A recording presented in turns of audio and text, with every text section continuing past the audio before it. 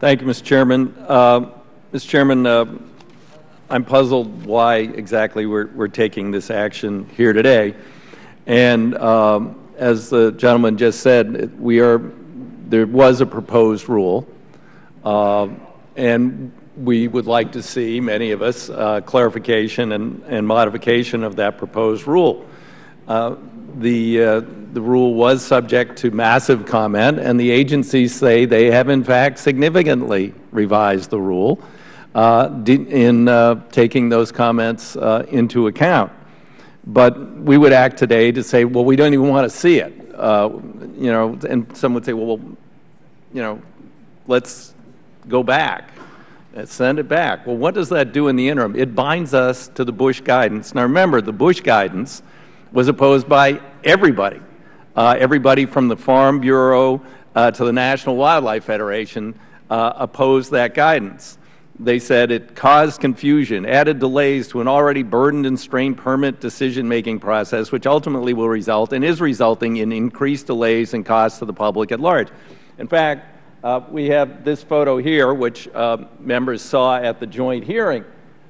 This farmer was subjected to an extraordinary regulatory process.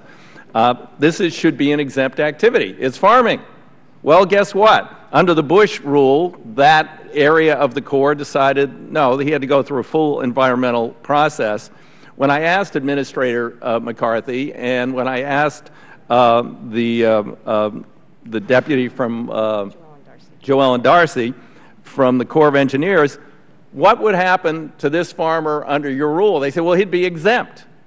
So we are denying relief, that's good, thanks, to this farmer by saying we don't want this rule to move forward. What other relief and clarity might there be in this rule? We don't know. We're just saying we don't want to see it.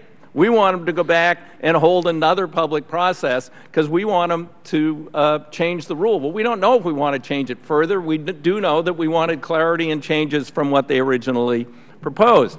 Now, some would say, well, we've got to act now because, well, they'll put that rule out there and then it takes effect. Well, I've been here, some would say maybe too long, but there is a process that was adopted back in the Gingrich era, which is still on the books. It's been rarely used. But it is an expedited process for Congress to consider and potentially reject any proposed major rule, and this is a major rule. It qualifies. It would come up under expedited procedures in the Senate that would prevent a filibuster. Once a resolution of disapproval is filed, it moves forward without amendment, and it will be voted upon by the full House. So if we do find that they got it wrong, that they didn't change the rule, that they didn't take into account the myriad public comments they got, that it doesn't provide more clarity and certainty than the Bush-era rules, which would be pretty hard to imagine, but let's just say it somehow doesn't improve on those disastrous rules, then the House would be free to kill the rule and send them back. And the Senate would have to act. I mean, people are skeptical. I know the Senate is, very good at not doing things, but the rules are really clear. The Senate has to act. It can't be filibustered. They have 60 days. So I would suggest that this is more than somewhat premature and that a more reasonable course of action would be let's wait and see it and read it. And then and hear from people. They have 60 days to kill it if you don't like it.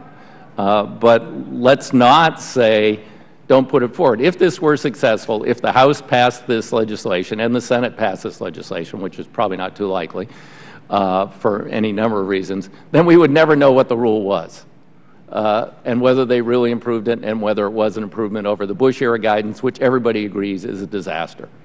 So with that, I yield back the balance of my time. I thank the gentleman. Any other members wish